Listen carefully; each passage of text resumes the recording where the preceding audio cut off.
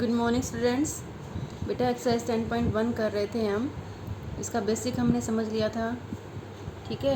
तो जो आपने 10th क्लास में किया था वो फार्मूले भी हमने देखे थे। Distance formula, section formula, mid point formula and the area of triangle, फिर स्लोप ऑफ द लाइन, ठीक है।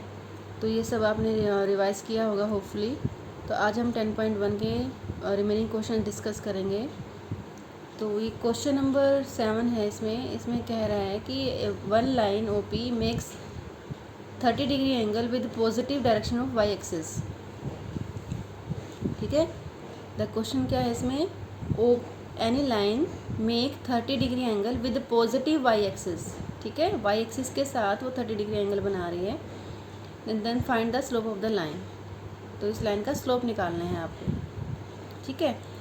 तो वाई एक्सिस के साथ 30 डिग्री एंगल बना रही है, that O P makes 30 degree with positive direction of y axis. लेकिन हमें जो स्लोप निकालना होता है वो पॉजिटिव एक्स एक्सिस के साथ निकालना होता है, ठीक है। Slope means tangent of theta which the line makes with positive direction of x axis, ठीक है। तो क्योंकि ये 30 है तो ये जो 90 डिग्री होता है, एक्स एक्सिस और वाई एक्सिस के बीच में कितने डिग्री का एंगल होता है, 90 डिग्री। तो ये टोटल एंगल आपका हो गया 120 डिग्री, ठीक है। मीन्स ये जो लाइन है जो हमने ओपी ली है ये पॉजिटिव एक्स एक्सिस के साथ 130 डिग्री एंगल बना रही है, ठीक है। तो उसका स्लोप हो जाएगा टेंजेंट 120 डिग्री, ठीक। Tangent 120 degree means in second quadrant, theta lies in second quadrant, you can see here also theta lies in second quadrant, ठीक है। तो सेकेंड क्वाड्रेंट में टेंजेंट क्या होता है, नेगेटिव होता है, नेगेटिव होता है। उसको कैलकुलेट कैसे करना है, 180 माइनस 60 डिग्री, ठीक है। तो ये सेम वैल्यू होगी माइनस टेंजेंट 60 डिग्री की इक्वल रहेगी। तो माइनस √3 इसका आंसर आ गया। टेंजेंट 60 डिग्री क्या होता है, √3। तो इसका आंसर क्या आ गया, माइनस √3। आपको थोड़ा बहुत रिवाइज हो तो हमने क्या किया हुआ है, देखो यहाँ पर ये फर्स्ट क्वाड्रेंट होता है, ठीक है। 0 to 90 डिग्री, 90 to 180 डिग्री कौन सा क्वाड्रेंट होता है, सेकंड क्वाड्रेंट होता है। और 180 to 70 डिग्री ये थर्ड क्वाड्रेंट होता है। 270 to 360 तो ये आपका फोर्थ क्वाड्रेंट होता है ना। इसमें all ratios of trigonometry are positive, sine, cos, tangent, cosecant, secant, cot, every ratio trigonometric ratio is positive. और यहाँ पर क्या पॉजिटिव होता है, सेकंड क्वाड्रेंट में ओनली साइन एंड कोसिकेंट। और S means sine and it reverse is cosecant positive होता है, रेस्ट आर नेगेटिव। बाकी सारी रेशियोज यहाँ पर नेगेटिव होती है। मतलब अगर 90 to 180 के बीच में अगर एंगल है तो साइन और कोसिकेंट को छोड़कर बाकी सभी रेशियो यहाँ पर नेगेटिव होती हैं, नेगेटिव वैल्यूज आती हैं उनकी। यहाँ पर थर्ड क्वाड्रेंट में टेंजेंट एंड कोट पॉजिटिव होता है, बिटवीन 180 to 270 एंगल में टेंजेंट और कोट, इसका रिवर्स कोट पॉजिटिव होता है। बाकी सारी वैल्यू नेगेटिव वैल्यूज़ देती हैं सारी रेशियोज। और यहाँ पर कोस और इसका रिवर्स सिकेंट पॉजिटिव होता है, बाकी सारी रेशियोज नेगेटिव होती हैं, ठीक है। तो हमारा यहाँ पर ये 120 डिग्री कहाँ आ रहा है, सेकेंड क्वाड्रेंट में आ रहा है, ठीक है, बिटवीन 90 to 180। और टेंजेंट है तो यहाँ पर नेगेटिव वैल्यू देगा, ठीक है। और पाई के इंटरवल पे, पाई मीन्स 180 के इंटरवल पे सभी वैल्यूज़ रिपीट होती हैं, ठीक है। कोई भी रेशियो हो, साइन हो, कोस हो, सिकेंट हो, टेन हो, कोट हो, पाई के इंटरवल पे उनकी वैल्यू रिपीट होती हैं। तो 180 degree minus 60 will be the same as 120 degree, ठीक है। तो सेकंड क्वाड्रेंट की वजह से यहाँ नेगेटिव आया है और ये वैल्यू सेम रहेगी जो 60 डिग्री पे रहेगी, ठीक है। तो इसलिए इसका आंसर आ गया -√3। क्लियर। ये हमने थर्ड चैप्टर में भी डिस्कस किए थे। ये सारी क्वाड्रेंट वाली जो थ्योरी है ये हमने थर्ड चैप्टर में ट्रिग्नोमेट्री में डिस्कस की थी सारी। होपफुली आपको रिवाइज हो गया होगा, ठीक है। Now see the question 8, find the value of x for which this point x -1 2 1 4 5 are collinear, ठीक है। तो कोलिनियर के लिए एक तो हम डिस्टेंस फार्मूला लगा सकते हैं, distance of A B is equal to distance of B C, distance of A B plus distance of B C is equal to distance of A C. मतलब इसको ए ले लें, इसको बी और इसको सी, तो हम कैसे कोलिनियर प्रूव कर सकते हैं कि ए बी डिस्टेंस निकाल लें और बी सी निकाल लें। अगर इनका एडिशन ए सी के इक्वल आ जाता है तो they will be in the same line A B C, A B C, इनको जोड़ें ए बी और बी सी को, तो ए सी आ जाना चाहिए। तो यहाँ पर उन्होंने डिस्टेंस फॉर्मूला अप्लाई करने से मना किया है, तो we will use slope theory. Slope निकालेंगे हम, किस चीज़ का स्लोप निकालेंगे? The slope of A B and slope of B C, if they are same then the points are collinear. ठीक है, तो वो कह रहा है कि find the value of x for which are collinear, means collinears are already given, means slope of A B is equal to slope of B C given है।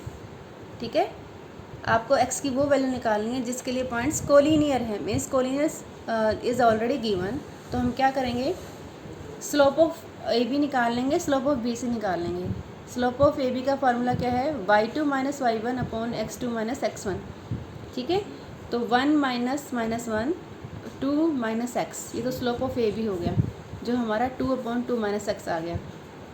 Then slope of B C, same formula apply करेंगे, तो 5 minus 1 upon 2 minus 4 minus 2। ठीक है, 5 minus 1 upon 4 minus 2, तो ये answer आपका आ गया 2। They both are equal, slope of A B is equal to slope of B C. क्यों इक्वल है? Because line points are collinear, एक ही लाइन पर हैं तो एक ही स्लोप होगा। ठीक है ना, जैसे ये लाइन है, ये एक ही उसमें है तो स्लोप एक ही होगा, एंगल सेम बनेगा ना इनका, क्योंकि ये एक ही लाइन पर है, तो इसलिए हम इनको इक्वल रख देंगे, slope of A B is equal to slope of B C. और इसके बाद तो आप बहुत आराम से कर सकते हैं। ठीक है ना बच्चों, क्यों? क्योंकि आपको क्रॉस मल्टीप्लाई करना है, बस सिंपल सा प्रोसीजर है, cross multiplying and find the value of x that will come y. Clear? तो क्या करना है यहाँ पे, बहुत सिंपल क्वेश्चन है। आपको क्या गिवन है? Points collinear given 3 points and you have to find the value of x. आपको क्या करना है? बस स्लोप ऑफ ए बी निकालना है, स्लोप ऑफ बी सी निकालना है, दोनों को इक्वेट करना है, because lines are collinear, so slope will be equal and cross multiplication से आपका एक्स निकल आएगा। क्लियर? हाँ जी, now see the next question. I have given the hint only. You have given 4 points, A -2 1, B 4 0, C 3 3, D -3 2. You have to show that these fours are vertices of a parallelogram. So parallelogram की जो property होती है, what is the property of parallelogram? Opposite sides are equal and parallel. ठीक है, means AB is parallel to DC. ठीक है, तो आपको क्या करना है, इन दोनों का स्लोप सेम निकालना है। ठीक है, अगर स्लोप इक्वल है this means A B parallel to D C. ठीक है, क्योंकि एंगल सेम हो जाएगा, एक्स एक्सिस के साथ एंगल सेम हो जाएगा तो लाइन पैरेलल हो जाएंगी, क्योंकि हमने पढ़ा हुआ है कि कोई भी दो लाइन पैरेलल होती हैं तो उनके ये कोरस्पॉन्डिंग एंगल इक्वल होते हैं। ठीक है ना, तो यहाँ पर भी ये जैसे ट्रांसवर्सल लाइन इसको कंप्लीट कर लें तो ये एंगल इसके इक्वल आ जाएगा। ठीक है ना,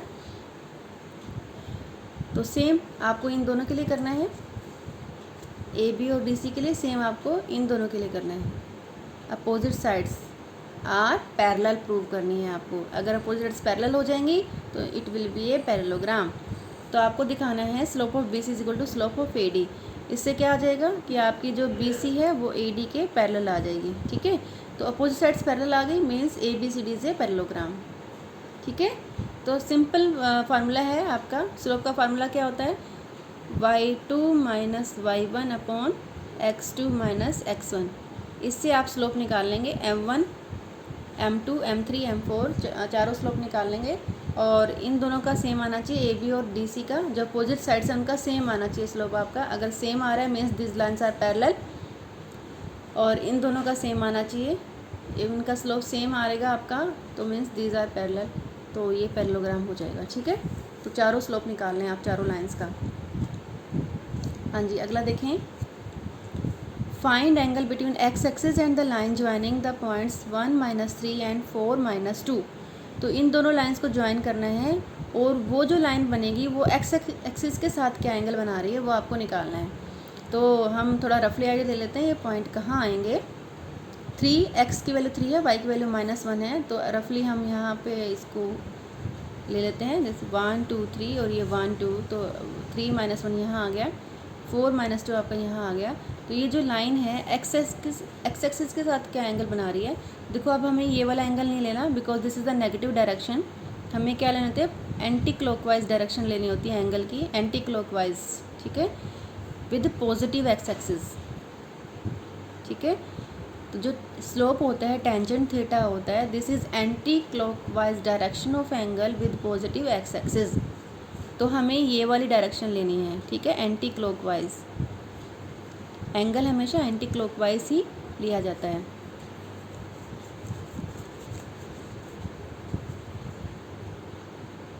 anti clockwise with positive x axis, तो आपको ये एंगल लेना है। तो ये एंगल, तो इस लाइन का स्लोप देख लें हम कितना है पहले, उससे हमें पता लग जाएगा ये कितना एंगल है ना। तो 2 पॉइंट्स हैं, we can find the slope easily. Same procedure से क्या फार्मूला होता है, y2 - y1 upon x2 - x1, ठीक है। तो यहाँ से हम स्लोप निकालेंगे, -2 -1 4 -3, यहाँ से हमारा स्लोप आ जाएगा -1। तो टेंजेंट थीटा हमारा -1 आ गया, तो स्लोप हमारा क्या है, -1 है, ठीक है। तो -1 टेंजेंट थीटा जो सेकंड क्वाड्रेंट में होता है, ठीक है, तो इसका एंगल आपका आ जाएगा 180 - 45, जो हमने अभी 7th क्वेश्चन में डिस्कस किया था, सेम चीज़ है यहाँ पर, ठीक है।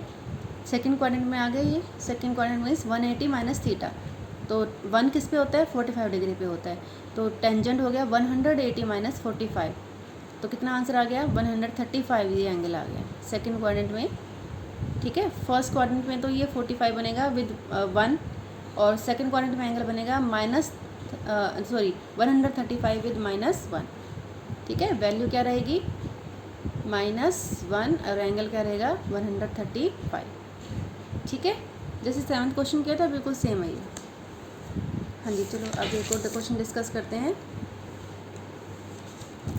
क्वेश्चन नंबर 11 है, slope of A line is double the slope of another line. एक लाइन का स्लोप दूसरी लाइन से डबल है, ठीक है। If the tangent of the angle between them is 1/3, तो इन दोनों के बीच का जो एंगल है टेंजेंट थीटा वो कितना है, 1/3 है। Find the slope of the line, तो आपको स्लोप निकालने हैं, ठीक है। क्वेश्चन समझ में आ गया। Slope of one line is double of the other, तो हमने स्लोप मान लिया, ये पहली लाइन का m1 है और सेकंड लाइन का m2 है, ठीक है। तो ये डबल है, पहली लाइन का स्लोप दूसरी लाइन से डबल है, तो m1 = 2m हो गया। और क्या है, tangent of angle between them, तो उनके बीच का जो थीटा बन रहा है, ठीक है, जैसे ये 2 लाइनें हो गई, इनके बीच में जो थीटा बन रहा है टेंजेंट थीटा, वो कितना दे रखा है, 1/3 गिवन है। तो ये दोनों चीज़ें आपको गिवन है, तो इसका फार्मूला लगाएंगे हम, ठीक है। पहली जो हमने बेसिक किया था इसका एक्सरसाइज का, उसमें टेंजेंट थीटा का फार्मूला ये आता है, वो मैंने बताया था आपको कैसे आया है। टेंजेंट थीटा का फार्मूला क्या होता है, मॉडुलस, मॉडुलस मीन्स हमें पॉजिटिव लेना है, नेगेटिव नहीं लेना है, m2 - 1/1 + m1 × m2, ठीक है। तो यहाँ पर m1 - m2 भी कर सकते हो आप, m2 - m1 भी कर सकते हो, क्योंकि यहाँ आपको पॉजिटिव ही लेना है। तो ये आपका हो गया 1/3, ये 1/3 गिवन है। तो अब हम ये वैल्यू पुट कर देंगे, m1 की जगह पर 2m2 पुट कर देंगे, ठीक है। तो यहाँ पर वैल्यू रिप्लेस कर देंगे हम, वैल्यू रिप्लेस कर दी हमने, तो ये हमारा आ गया -m2/1 + 2m2 का स्क्वायर = 1/3। अब हमें इसको पॉजिटिव ही लेना है, तो हमारा ये मॉडुलस हटा देंगे हम, तो ये हो गया m2/1 + 2m2 square = 1/3। Cross multiplication से हमारी क्वाड्रेटिक इक्वेशन आ जाएगी 2m2² - 3m2 + 1। तो इसको फैक्टराइज करना है आपको, कि मल्टीप्लाई करके 2 आना चाहिए, 2 × 2 और प्लस करके 3 आना चाहिए, तो 2 और 1 यही 2 फैक्टर बनेंगे ना, 2 × 2, 2 + 1 3।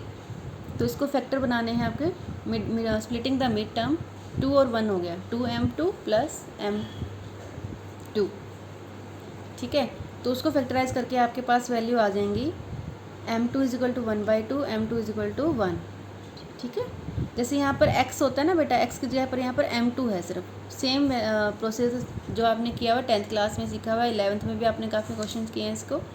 तो फैक्टराइज करना है आपको, स्प्लिटिंग द मिड टर्म, ठीक है। तो इससे आपकी m2 आ गया, m2 आ गया तो आपका m1 कितना आ जाएगा, डबल उससे डबल। अगर ये हाफ है तो उसका m1 आ गया 1, उसका डबल हो गया ना। और जब ये 1 है तो उसका डबल कितना हो गया 2, ठीक है। अगर m2 1/2 है तो m1 उसका डबल 1 हो गया। अगर m2 1 है तो m1 उसका डबल 2 हो गया। तो ये या तो ये स्लोप है हाफ और 1, या फिर 1 और 2, ये स्लोप है, ठीक है, दोनों लाइनों के भी। क्लियर हो गया। सिर्फ आपको यहाँ पर 2 गिवन है, उसके हिसाब से आपको टेंजेंट थीटा का फार्मूला लगाना है और उसमें ये वैल्यू रिप्लेस कर देनी है। उसके बाद आपकी क्वाड्रेटिक इक्वेशन आ जाएगी, क्वाड्रेटिक इक्वेशन को आप फैक्टराइज कर देना है और आपका आंसर आ जाएगा, ठीक है। चलिए एक और क्वेश्चन देखते हैं आपको। देखो 13 क्वेश्चन है ये। If 3 points H0 A B 0 K are on same line means collinear, on a line means collinear है ये points. Show that A/H plus B/K is equal to 1। तो क्योंकि कोलिनियर है तो हम वही वाला प्रोसीजर अपना लगाएंगे। क्या होता है, slope of AB is equal to slope of BC, ठीक है। 3 पॉइंट हमने ये फर्स्ट पॉइंट H0A मान लिया, B हमारा लेट किया हमने 0B, C हमने लेट किया है 0K। तो because they are on the same line so we will take slope of AB is equal to slope of BC, ठीक है। स्लोप निकालना बहुत आसान है, हमने कई बार फार्मूला डिस्कस किया है, y2 minus y1 upon x2 minus x1, b minus 0 upon a minus h, ठीक है। तो यहाँ से दोनों का स्लोप आ जाएगा, दोनों के स्लोप को हम इक्वल रख देंगे, ठीक है। दोनों के स्लोप को हमने इक्वल रख दिया। पहले का स्लोप आया था b upon a minus h, दूसरे का स्लोप आया था k minus b upon minus a। आप क्रॉस मल्टीप्लाई करेंगे, क्रॉस मल्टीप्लाई करने से आपका एक फैक्टर AB और AB दोनों साइड से कैंसिल हो जाएगा, ये बचेगा आपका, ठीक है। AK minus HK plus HB। तो आप HK को एक साइड अलग ले जाएंगे, ठीक है। तो आपकी क्वेश्चन बन जाएगी AK plus HB is equal to HK। HK से थ्रू आउट आप डिवाइड कर देंगे, क्योंकि हमें एक साइड क्या चाहिए, 1 चाहिए हमें, ठीक है। तो हम HK हमें नहीं चाहिए, HK वाली टर्म हमें नहीं चाहिए, तो हम इसे डिवाइड कर देंगे थ्रू आउट। तो डिवाइड करने के तुरंत बाद आपका आंसर आ जाएगा, ठीक है। क्योंकि यहाँ से आपका K कट जाएगा, A/H बचेगा, और यहाँ से आपका H कट जाएगा, B/K बचेगा, और ये आपका कट के 1 आ जाएगा, हैंस प्रूव। तो ये भी बहुत आसान क्वेश्चन है। क्या किया है सिर्फ आपने, because the points are on the same line so slope of AB is equal to slope of BC हमने पुट किया है, बस इनको इक्वल पुट किया है, क्रॉस मल्टीप्लाई कर किया है, उसके बाद HK से थ्रू आउट डिवाइड किया है और आपका आंसर आ जाएगा, ठीक है बेटा। तो आज आपको 10.1 कंप्लीट करनी है। अगर आपको किसी भी क्वेश्चन में कोई भी प्रॉब्लम आती है तो आप मुझसे पूछ लें, ठीक है। Okay, thank you, have a nice day.